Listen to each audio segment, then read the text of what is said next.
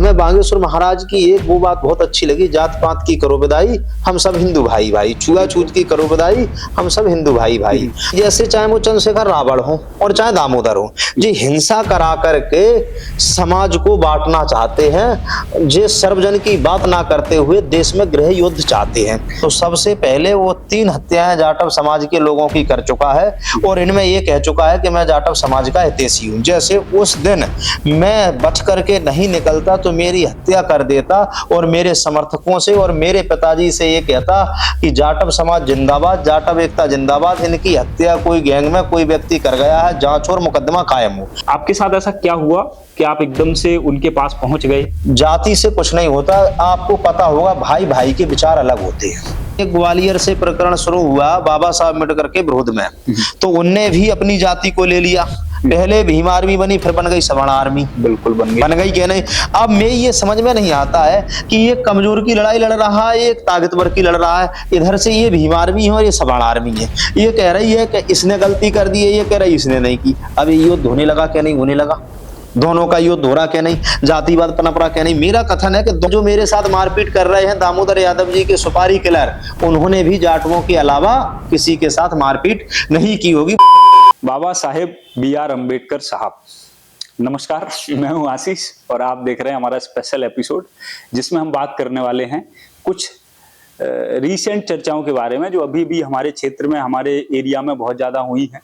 सबसे पहले तो बहुत सारे दंगे हुए हैं, बहुत सारी चीजें हुई हैं जिसमें दलित वर्ग जो है कहीं ना कहीं भटका है, कहीं ना कहीं उस लेवल की उन्होंने चीजें करी हैं जो शायद उनको नहीं करनी चाहिए थी, या फिर उन्होंने सही किया है। क्योंकि हमको किसी लेवल की बात नहीं पता है, हमको नहीं पता कि उनकी क्या भावनाएं थी, हमको नहीं पता कि उनके साथ क्या गलत हुआ, क्योंकि हम तो अपने एसी रूम में बैठे हैं, न्यूज देख रहे हैं। न्यूज वाले जो चीज परोस देते हैं वो हम देख लेते हैं, जो हमको देखनी चाहिए वो हम नहीं देख पाते हैं।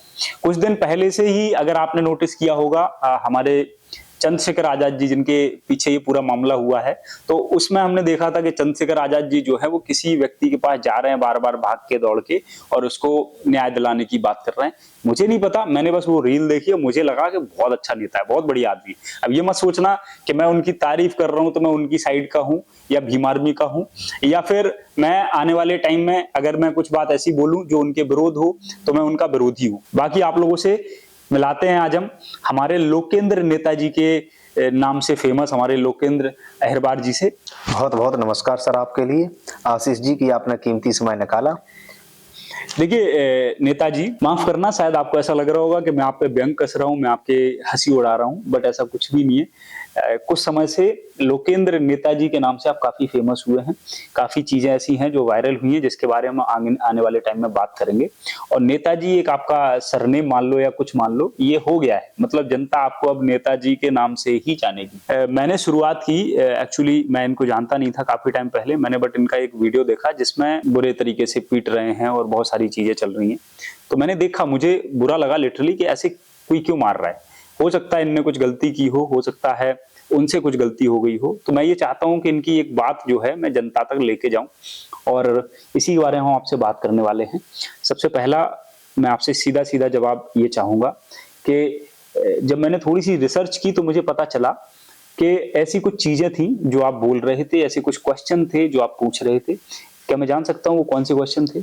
मैं आपको बताना चाहूंगा, पहले तो बहुत बहुत धन्यवाद। बताना चाहूंगा कि जो आपने वीडियो देखा है, उक्त व्यक्ति, जो मैं नाम नहीं लूंगा, दामोदर यादव का सुपारी किलर है, उससे मेरी व्यक्तिगत कोई भी निजी दुश्मनी नहीं थी। जो मेरे साथ मारपीट कर रहा है अपने 10-12 लोगों की टीम के साथ, और मैंने जो मुकदमा कायम करवा दिया उन लोगों के साथ, तो मेरी निजी पर्सनली कोई दुश्मनी नहीं थी। हम जो है जनता को हकीकत परिचय करा रहे थे, और जो भी जैसे हकीकत यही परिचय करा रहे थे, हम उन पर बार बार सवाल कर रहे थे। किस चीज से सवाल? इस उनकी राजनीति से रिलेटिव, सामाजिक क्षेत्र से रिलेटिव। जैसे सबसे पहले उनने क्या किया, जो राजनीति जातीय हिंसा के रूप में नहीं होना चाहिए वो दामोदर यादव जी ने दतिया के अंदर शुरू की, इसमें तो कोई दो राय नहीं है। तो हम बहुजन समाज पार्टी के पूर्व में प्रत्याशी रहे हैं और बहुजन समाज पार्टी सर्वजन की पार्टी रही है और उसकी नीति बहुत अच्छी है, तो हम वहां की नीतियों से परिचित थे। अब परिचित थे तो जातिवाद की राजनीति जानते नहीं थे। अब जातिवाद की राजनीति क्या हुई, सबसे पहले दामोदर यादव जी ने शुरू की अपनी जातिवाद की राजनीति, कहां से, बागेश्वर महाराज से। अब क्या हुआ, हमें बागेश्वर महाराज की एक वो बात बहुत अच्छी लगी, जात पात की करो विदाई, हम सब हिंदू भाई भाई, छुआछूत की करो विदाई, हम सब हिंदू भाई भाई। तो हम यही बहुजन समाज पार्टी में पढ़ते आ रहे थे, बाबा साहब को पढ़ते आ रहे थे कि हमारे समाज में एक छुआछूत जैसी बहुत बड़ी बीमारी आ गई है और उस बीमारी से हम भी पीड़ित थे और पीड़ित हैं। तो हमें ये लगा कि इतना अच्छा व्यक्ति उस बीमारी को खत्म करने का प्रयास कर रहा है, तो क्यों ना क्यों हमको उस व्यक्ति का साथ देना चाहिए, समर्थन करना चाहिए। पूज्य महाराज बागेश्वर महाराज ने यात्रा शुरू की तो हमने क्या किया, यात्रा का समर्थन किया और दामोदर यादव जी ने विरोध किया। जब विरोध किया तो दामोदर यादव निरंतर जो है पूज्य महाराज से सवाल कर रहे थे, पूरा देश देख रहा था, जो जुड़े हुए लोग हैं वे देख रहे थे। अब जो उनसे सवाल कर रहे थे तो हम दामोदर यादव जी से सवाल कर रहे थे, ये उनके निजी व्यक्ति जीवन को लेकर के बागेश्वर महाराज को लेकर के सवाल दाग रहे थे। आपने देखा जो इन पर आया और जिनकी जो भाषा है, जिस भाषा में जो उनके प्रति बोल रहे थे, हम उसी भाषा में दामोदर यादव जी को जवाब दे रहे थे। अब इस प्रकार आपने उनको देखा होगा कि वे कह रहे हैं कि मैं उसे कोई संत नहीं मानता हूं, खड़ी भाषा में यूज कर रहे हैं दामोदर यादव जी। तो जब वे किसी को संविधान का हवाला दे करके खड़ा बोल सकते हैं कि हम उसको संत नहीं मानते हैं, तो उसी संविधान को समझ करके हम भी इनसे खड़ी भाषा में अपना सवाल कर रहे थे और वही सवाल इनको बुरा लगा तो इन्होंने हमारे लिए पहले अप्रत्यक्ष रूप से इनके पुत्रों ने हमसे कहा था कि अच्छा नहीं होगा, आप नहीं को करो ऐसा। आपको धमकी मिली थी? धमकी मिली थी हमको। हाँ, फिर भी आप नहीं रुके? हाँ, फिर भी नहीं रुके। हमने उनसे ये कहा था कि आप बताइए आपके पिताजी और उनके रिलेटिव लोगों से वो क्यों ऐसा कर रहे हैं, तो उनने कहा कि वो सीनियर हैं, पॉलिटिशियन हैं, उनको करना चाहिए। तो हमने कहा कि सामाजिक कार्यकर्ता वो है तो मैं भी तो सामाजिक कार्यकर्ता हूँ भाई, मेरा भी कर्तव्य बनता है कि समाज में कोई दुष्प्रचार कर रहा है या दुष्भावना को फैला रहा है उसके खिलाफ खड़ा होना और सही बात को बताना, वही मैं कर रहा था। जब मैंने आपके वीडियोस देखे, मैं सारी चीजों पे खुल के आ रहा हूँ धीरे धीरे, तो उसमें बहुत सारे लोग जो थे वो आपको ही गालियां दे रहे थे, अच्छा हुआ इसके साथ, ऐसा ही होना चाहिए, इसको एक बार में समझ नहीं, ऐसा क्यों हो रहा था? हाँ, मैं बता रहा हूँ, मेरा समाज भोला भाला है, बातों में आ जाता है, समाज की परिस्थिति को नहीं समझता है। पहला नंबर का वो समाज ये नहीं समझता है कि इस प्रकार के लोग होते हैं, वो गरीब समाज का शोषण करके राजनेता बनना चाहते हैं। उदाहरण के रूप में आपको बता दूं कि बेचारा मजदूरी करता है, गरीब है, पिछड़ा है और स्वयं की 100 रुपए कमाता है, उसकी पेट्रोल डाल करके वो इनको नेता बनाने जा रहा है। किनको नेता बनाने जा रहा? आप जिनको देख रहे हैं, अब मैं बहुत आप कहेंगे क्यों? नहीं, उनको नेता बनाने जा रहा है जिनकी विचारधारा केवल नेता बनने के लिए है, समाज के सुधार के लिए कुछ लेना देना नहीं है। तो उसी उद्देश्य से तो मैं समाज को बता रहा था। लेकिन अब समाज मेरा, जैसे बाबा साहब अम्बेडकर ने कहा शिक्षित बनो, बाबा साहब अम्बेडकर ने सबसे पहले कहा शिक्षित बनो और फिर संगठित रहो, संघर्ष करो। तो शिक्षा की ओर मेरे समाज को होना चाहिए। सबसे पहले शिक्षा कितनी होना चाहिए कि बाबा साहब कितने पढ़े लिखे थे, जिस टॉपिक पर जिस बात पर बोलते थे कोई उनका सामना नहीं कर सकता था। आज की स्थिति मैंने समाज में ये देखी है कि मेरे समाज को एक लत इन नेताओं ने झूठा कुछ भी दिखा करके, कुछ भी कहें हम, बड़े बड़े सपने दिखा करके लड़वाने का काम किया। अब मैंने बहन जी को पढ़ा है और समझा है, बहन जी का सफरनामा भी पढ़ा, तो हमारे लिए शिक्षा की ओर, सत्ता की ओर जाना है। तो अब हम सत्ता की ओर ऐसे लोगों के माध्यम से जाएं जो हमारे अपना तत्व तो हों, जैसे हमारी माननीय बहन जी हैं। तो मैं उसी आधार पर ये देखता हूं कि जैसे चाहे वो चंद्रशेखर रावण हो और चाहे दामोदर हो, जी हिंसा करा करके समाज को बांटना चाहते हैं, जे सर्वजन की बात ना करते हुए देश में गृह युद्ध चाहते हैं। मैं बाबा साहब अम्बेडकर का अनुयायी हूं, तो मैंने संविधान को पढ़ा है कि संविधान में बोलने की स्वतंत्रता है। अब उसी बात को तो करते हैं चंद्रशेखर, उसी को करते हैं दामोदर, उसी को जब वो स्वतंत्रता उनके लिए है उस भाषा प्रयोग करने की, तो मेरे लिए भी तो होना चाहिए। ये हमारे देश की छोटी सी, मतलब कह सकते हैं ये छोटी सोच कह लो या फिर दुर्भाग्य कह लो कि इसमें कुछ कहने का अधिकार सिर्फ कुछ लोगों को होता है, सभी को नहीं होता है। कहने के लिए कोई कुछ भी कह सकता है। अभी अगर मैं किसी प्रतिष्ठित व्यक्ति के बारे में बोलूंगा, मेरे ऊपर लाखों केसेस हो जाएंगे, है ना। और कोई किसी और के बारे में ये कड़वी सच्चाई है। आपको नहीं लगता कि आपको नहीं, ये बिल्कुल बिल्कुल सच्चाई है। नहीं, मेरे साथ घटना घट गई, वही मैं कह रहा हूँ, ये बिल्कुल सच्चाई है। लेकिन अब मैं ये बात चाहता हूँ कि जब मेरे साथ इतना कुछ हो गया है, यदि अब मैं रुक जाऊंगा तो कहीं ना कहीं जो मेरी विचारधारा है देश के प्रति, समाज के प्रति, वो विचारधारा नहीं रहेगी। इसीलिए अब मैं ये शासन से, कानून व्यवस्था से मांग करता हूं कि सुरक्षा को देखते हुए निरंतर विचारों की लड़ाई जारी रहना चाहिए। आपने भी बोला कि आपकी जो भी विचारधारा है वो समाज के लिए, या क्या जो भी बदलाव आए हैं वो किस तरीके से कह रहे हो, क्या अब आप अपने समाज के लिए खड़े नहीं होंगे? नहीं, बिल्कुल खड़ा रहूंगा, सदैव खड़ा रहूंगा। तो ऐसे लोगों के लिए खड़े होना जो आपको गालियां दे रहे हैं कमेंट सेक्शन में, क्या ये ठीक है?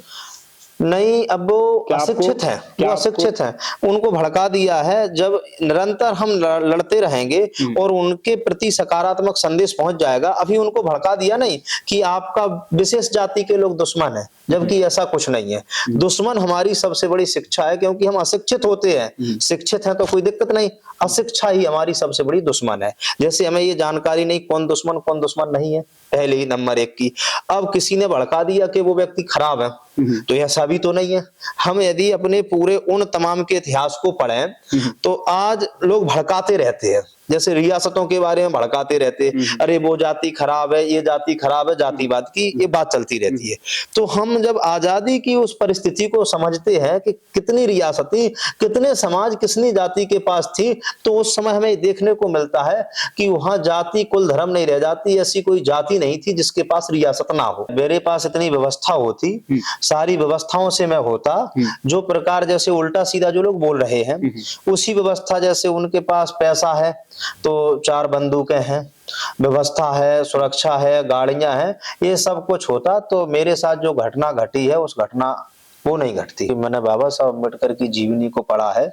बाबा साहब अम्बेडकर जब निरंतर समाज के लिए काम कर रहे थे तो सबसे पहले उनके समाज के और उनके परिवार के लोग ही उनके विरोध में खड़े हुए थे। आज मैं जो विचारधारा को लेकर के, जो सामंजस्य की विचारधारा है, जो सबको लेकर साथ चलने वाली विचारधारा है, उन बातों को बोल रहा हूं। आज भले ही वो 2-4-6 लोग विरोध कर रहे हैं, आने वाले समय में विरोध नहीं करेंगे, ऐसी मुझे आशा और उम्मीद है। अभी आपके साथ जो भी हुआ मुझे पर्सनली बहुत बुरा लगा। मैं कहना ये चाहूंगा कि उसने वो अपने आप को जाटव समाज का हितैषी बनने का प्रयास किया है उन वीडियो में मेरे साथ जो गलत करके। ठीक है। तो मैं आपको बता दूं, मेरे पास रिकॉर्ड है, वन रिकॉर्ड, कि मैं उस प्रकार से क्यों मेरे मन में ये विचार आया, क्योंकि जो वो बता रहा है जाटव, तो सबसे पहले वो 3 हत्याएं जाटव समाज के लोगों की कर चुका है और इनमें ये कह चुका है कि मैं जाटव समाज का हितैषी हूं। जैसे उस दिन मैं बच करके नहीं निकलता तो मेरी हत्या कर देता और मेरे समर्थकों से और मेरे पिताजी से ये कहता कि जाटव समाज जिंदाबाद, जाटव एकता जिंदाबाद, इनकी हत्या कोई गैंग में कोई व्यक्ति कर गया है, जांच और मुकदमा कायम हो। आपको बता दूं 22 अप्रैल 2024 को इसी प्रकार एक बॉडी मिली थी, इसी का षड्यंत्र था उसमें, और यही मिला कहां, बस स्टैंड पर। इसने जाटव एकता कह करके टीआई से सेटलमेंट किया और टीआई थे सुनील बरौनिया जी। आज तक उस हत्या का पता नहीं चला कि वो हत्या की किसने थी। वो हत्या का मैंने अच्छे से रिसर्च किया, उस एसपी के सामने जब उसने बॉडी रखी कि किसी ने इसको मार दिया है, इसकी जांच की जाए। तो इस क्षेत्र के देश की पुलिस इतनी नाकाम है, मैं आपको बता दूं कि ऐसी नाकाम है पूरी। पहली बात मैं आपको यहाँ टोकना चाहूंगा, पुलिस में बहुत सारे लोग आते हैं। हाँ, कुछ लोग ऐसे हैं। हाँ, आपको बता रहा हूँ कैसे हैं। जब वीडियो वायरल नहीं हुई थी तब की ये एफआईआर है, क्योंकि उसने मारपीट की थी और कसमें वसमें धरवाई थी कि आप रिपोर्ट नहीं करोगे तो कायमी वो वीडियो वायरल नहीं करेंगे। लेकिन मैंने जब ये रिपोर्ट करवाने में गया तो मेरे जैसे व्यक्ति को थाने में एसपी साहब स्वयं गए थे, बड़ौनी थाने में। एसपी, कलेक्टर सब लोग जानते, मेरे लिए कोई नापरिचित नहीं है पुलिस का। तो मेरे जैसे व्यक्ति को मैंने जो कथन किया उस कथन के अनुसार तो उन्होंने एफआईआर नहीं काटी। पहली बार मैंने उनसे कहा, उस व्यक्ति ने वीडियो बनाए, इतने इतने लोग थे, 10-12 लोग थे, पूरे बंधक बनाए थे, इधर टटिया पे थे, इधर थे, उधर थे, सारी बातों को मैंने बताया। तो उनने मेरे कथनों पर भरोसा नहीं किया और मैंने 12 लोग बताए, बिन्ने केवल 7 लोग रखे पहली बार। क्योंकि तो मैं ये बताना चाहता हूं कि पुलिस प्रशासन वीडियो का इंतजार करता है और उसे लगता है कि भाई वीडियो हम आ जाए तभी सिद्ध मानेंगे, नहीं मानेंगे नहीं। तो यही, यदि वो वीडियो नहीं होता और मैं ये एफआईआर को नहीं जाता तो वो वायरल नहीं करता और मैं नहीं जाता तो वो मामला यहीं खत्म हो गया। इसी प्रकार उस व्यक्ति ने कई समाज के लोगों के साथ किया। ऐसा कोई थाना नहीं जिस व्यक्ति ने, उसने केवल मारा केवल जाटव समाज को। मैं अपने लोगों को वही समझा रहा हूं कि हमारे लोग अपराध की श्रेणी में जा रहे हैं। पहली बात, जो अपराध किस्म के व्यक्ति हैं उनका साथ देने का प्रयास करते हैं। जैसे मैं चंद्रशेखर पर बोला था, और आपके लोग जिनके लिए आप लड़ रहे हो वो व्यक्ति आपसे कह रहे हैं कि अच्छा हुआ इसके साथ ये फटा, तो उनको परिचित नहीं है, नहीं वो परिचय नहीं है, क्योंकि जैसे वो घटनाओं से परिचय नहीं है। मैंने नाम लिया था कुछ, जैसे आप समझ लीजिए गोराघाट थाने की घटना, बड़ौनी थाने की घटना, बसई थाने की घटना, इंदरगढ़ थाने की घटना, दतिया कोतवाली की घटना और दतिया सिविल लाइन की घटना। ये इतने थानों की घटना है, इनमें केवल उस जो व्यक्ति हैं उनने केवल समाज पर अत्याचार किया नहीं। अब वो मेरे लिए इसलिए कह रहे हैं कि मैं कह रहा हूं हमारा समाज वो नहीं सोचता है जो उसे सोचना चाहिए। वो कहां सोचता है? जातिवाद के अलग नजरिए से, कि कुछ लोग अच्छे बोल रहे हैं। जैसे मैं क्या सोच रहा हूं कि बाबा साहब अम्बेडकर ये चाहते थे कि ये भारत हमारा सबको बहाने वाला भारत रहे। जैसे मैंने बाबा साहब को पढ़ा, बाबा साहब अम्बेडकर पाकिस्तान को भी अलग नहीं चाहते थे, और अलग हो ही तो फिर इस आधार पर नहीं हो जिस आधार पर हुआ। आपके साथ ऐसा क्या हुआ कि आप एकदम से उनके पास पहुंच गए? मतलब जो मैं घटना है जो सभी वो इंतजार आपको कर बता रहे हैं। दूं, स्थिति ये है कि जैसे मेरी कोई लड़ाई तो थी नहीं, उनके परिवार ना कोई लड़ाई थी ना कोई दिक्कत थी, तो उनके परिवारजनों से उनसे मेरा सबसे कांटेक्ट था और मैं इस बात को कभी जानता ही नहीं था कि इस प्रकार का हरास होगा। और जो घटना स्थल है उस स्थल पर मुझे लगभग 1-2 बार अपनी मोटर उठाने के लिए, जो टिल्लू मोटर है, तो उधर मैं गया था। वो बीच बड़ौनी में है, उधर भी डेरा है उनके परिवार के, इधर भी डेरा है इधर भी डेरा है, बीच में वो घटना का क्रम है। तो उनके परिवार वाले लोगों ने मुझे बुलाया कि चलो अपन जो है, अब मैं आपको बता दूं उसी समाज से जुड़ा हूं और मैं सारी गंदगी से दूर हूं। जैसे बीड़ी गुटखा शराब आप कभी भी जानकारी ले सकते हैं इनसे। अब क्या हुआ, दाल टिक्कड़ पनीर अनीर जो हारे होती है तो इस खेत में बनती है। अब खेत कहीं दूर भी नहीं है और समय भी 7 और 8 बजे का समय कोई वो भी नहीं है। सही बात। अब इस प्रकार से तो उन्होंने कहा कि नेताजी, वो लगभग बहुत दिनों से लगे हैं कि नेताजी आपके साथ पार्टी आईटी करना है परिवार के लोग। तो मैंने कहा कोई दिक्कत नहीं है, जैसे आप हो, मैं समाज सेवक का और कार्यकर्ता का क्या काम करता, अपने समाज के लोगों के साथ सुख में जाए दुख में जाए ये जाने का प्रयास करते हैं। लेकिन उस व्यक्ति को क्या, उसे जो है लॉरेंस बिश्नोई बनना था नहीं, तो उसको क्या है, मैं वहां गया। अब उनकी प्री प्लानिंग थी, उनके परिवार के लोगों की, उनकी पूरी टीम की प्री प्लान के तहत उन्होंने मुझे बुला लिया। अब हुआ क्या कि एक तो वो मेरी, अब जातिवाद पे आता हूं मैं, तो मेरी ही जाति से आते हैं, तो मुझे भी किसी से दुश्मनी नहीं थी, ना अपनी जाति से ना दूसरी की जाति से। तो मैं क्योंकि वैचारिक लड़ाई लड़ रहा था, अब दुश्मनी नहीं थी, तो मैं नो टेंशन था, मैं नो टेंशन घूमता था, नो टेंशन चलता था। आप जानकारी ले लेना कभी भी, मैं टैक्सी से चलता हुआ, नहीं बस से, ट्रेन से, मैं बता रहा हूँ पूरी बाइक से। तो आगे मैं वहां पहुंचा तो भाई पार्टी आईटी तो अलग बात गई। 2-4-10 मिनट बैठे, 10 मिनट बैठ करके चर्चा हुई तो उन्होंने मैंने कही भाई पार्टी आईटी कहाँ है, तो पार्टी आईटी तो नहीं थी। तो उन्होंने सीधी बात छेड़ दी चंद्रशेखर जी पर। तो चंद्रशेखर जी पर बात छिड़ी, बोले वो जाति के नेता समाज के नेता हैं। तो आप एक बात जानिए कि किसी भी जाति में व्यक्ति का जन्म हो, आप तो पढ़े लिखे हैं, सब कुछ समझते हैं, जाति से कुछ नहीं होता। आपको पता होगा भाई भाई के विचार अलग होते हैं कि नहीं। तो मैंने उनसे कहा कि उनके विचार अलग हैं और हमारे विचार अलग हैं। तो फिर उनने क्या किया, वो तो प्री प्लान से थे, पूरी उनकी टीम लग गई। अब मैं वो टीम में समझ गया कि इनकी पूरी टीम लग गई। उनने सीधा कट्टा निकाला, वीडियो से पहले मेरे बाप पे अड़ा दिया। अब उनने कहा कि एक काम कीजिए, आप जीवन में बुराई करोगे क्या, तो कट्टा अड़ाया। मैंने कहा आराम से बात कीजिए, कोई दिक्कत नहीं है। तो उनने कहा हमारे अनुसार सब कुछ करना। अब जब कट्टा अड़ गया और मैं 12 लोगों से घिर गया वहां, और ये स्थिति 12 लोगों से घिरा, तो कट्टा और मेरा कोई वहां था नहीं। आप रिपोर्ट गए तो ये वीडियो सार्वजनिक हो जाएंगे, आपकी राजनीतिक छवि कर देंगे। अब राजनीतिक छवि कर देंगे तो इस प्रकार से फिर मैं थराई विनती, जो भी कुछ है मैंने उसमें कहा नहीं कि मैं थराई विनती की, और मैं 2 बजे तक भी किडनैप करे रहा है। मेरे भाई ने लोकेशन मिलाई मोबाइल की, और लोकेशन से मेरे समर्थक आए, वहां समर्थक आए, भाई आए, उसके बाद मैं बच निकला। तो सुबेरे मैंने पूरी की पूरी प्रक्रिया वहां समझी, हल्के हाल जैसे ही 2 बजे के बाद 6 घंटा हो गए पूरे, 8 और 2, हाँ 4-6 घंटा हो रहे हैं।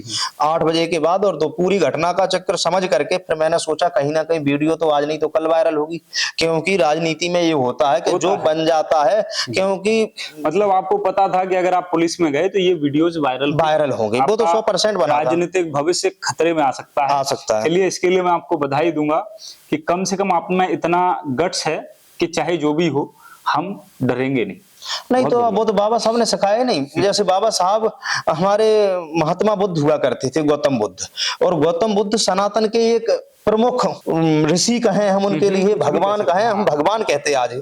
तो गौतम बुद्ध को मैं पढ़ा था, उसमें सूर्य, सत्य, सूर्य, चंद्रमा कभी नहीं छुपते हैं। तो अब जब मैंने उनसे कहा कि रिपोर्ट नहीं करूंगा, वीडियो नहीं आएगा, लेकिन ये तो यथार्थ सत्य है कि नहीं छुपता, तो मैंने सबसे पहले कहा कि हमारी लड़ाई सत्य की लड़ाई है और सही लड़ाई है। हम समाज को उन लोगों से निकाल रहे हैं जो स्वार्थ की लड़ाई लड़ रहे हैं। तो हमने कहा सबसे पहले पुलिस के पास अपन जाते हैं। अब पुलिस का तो रवैया वही है, मैंने आपको बता दिया। जैसे आपने भी कहा कि आपके पास सारे संसाधन है तो आप कुछ भी कहोगे, अन्यथा आप गरीब हैं, शोषित हैं, वंचित हैं, तो आप नहीं कर सकते, आप दबाए जाओगे। लेकिन मानवर साहब कांसी राम ने और हमारे बाबा साहब अम्बेडकर ने सिखाया है। बाबा साहब अम्बेडकर के पास भी हम जीवन को उनको पढ़ते हैं, तो आप एक समझ लीजिए कि जिस प्रकार की नौकरियां आज की हैं वहीं उस प्रकार भी होगी। आज हमारे वर्ग में या पूरे देशवासी ये सोचें कि प्रधानमंत्री वही बन सकता है जो खूब धनपति हो, तो फिर ये सबसे बड़ी मूर्खता होगी, सोच नहीं सकता है। क्यों?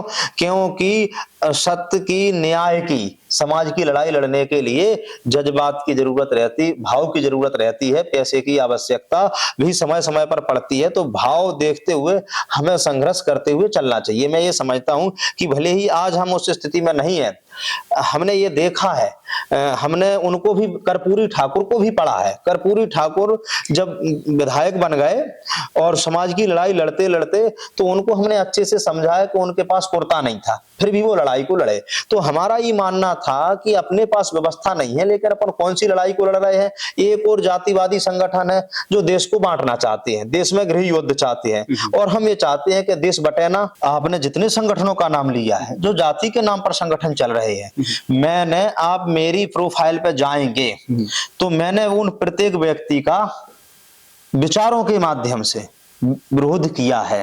प्रत्येक व्यक्ति का क्यों विरोध किया उसका बता रहा हूं कि हमारे लिए देश देखना है, हमारे लिए बाबा साहब अम्बेडकर का समता मूलक समाज बनाना है, जहां धीरे धीरे भेदभाव बंद खत्म हो जाए। और आज बाबा साहब अम्बेडकर ने सोचा था कब? 70 वर्ष पहले, और आज हम समाज में देख रहे हैं कि धीरे धीरे जातिवाद खत्म होने की ओर है, और कुछ लोग, इस प्रकार के लोग जातिवाद का बढ़ावा दे रहे हैं। तो मैं आपको टोकना चाहूंगा, इसीलिए मैं ये चाहता था कि ये बढ़ावा ना हो। जैसे अब आपको नई घटना बता दूं, एक तो जो है इनने जातिवाद किया, कहां से?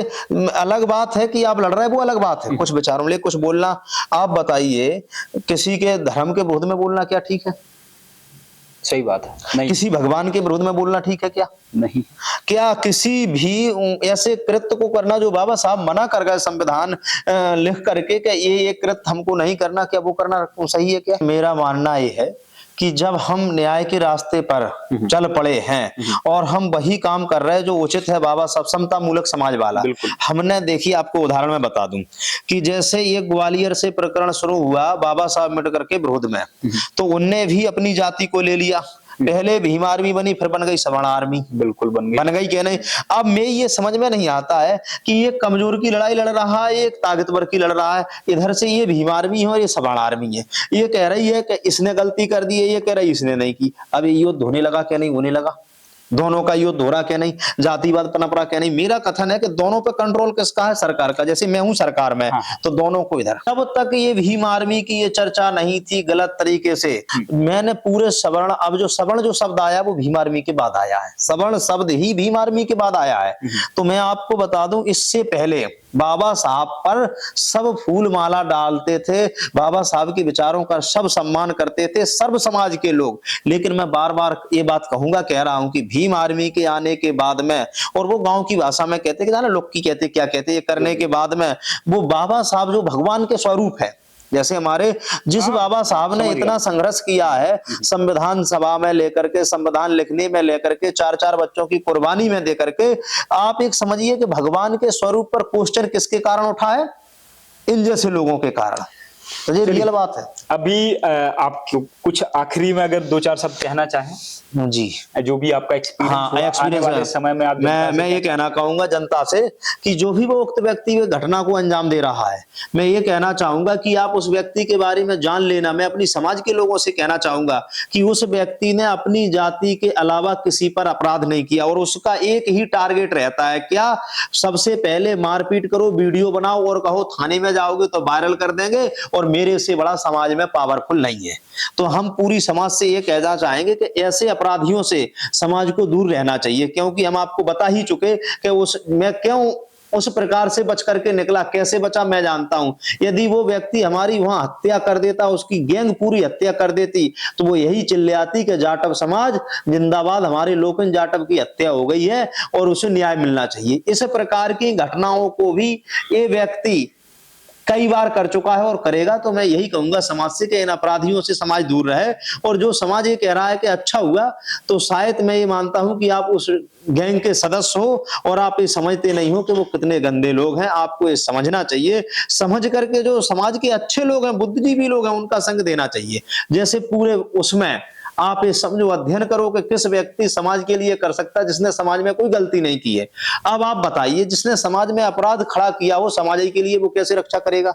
तो मैं कहूंगा कि सबसे पहले उनके पिताजी जो परिवार के लोग हैं, ठाकुरदास अहिरवार, उसका भी नाम मैंने दिया है, पूरे आप उनके गृह क्षेत्र में जानकारी ले ले, जाटवों के अलावा किसी के साथ मारपीट नहीं की होगी। और उनके बारे में जो मेरे साथ मारपीट कर रहे हैं दामोदर यादव जी के सुपारी किलर, उन्होंने भी जाटवों के अलावा किसी के साथ मारपीट नहीं की होगी। वो जाटवों के ही लिए सताते। इसलिए मैं समाज से चाहूंगा, समाज पढ़े लिखे शिक्षित बने, और बाबा साहब जो क्रांति चाहते थे, शिक्षा की क्रांति हो, विचारों की क्रांति हो, हमें विचारों की क्रांति के साथ आगे बढ़ना चाहिए।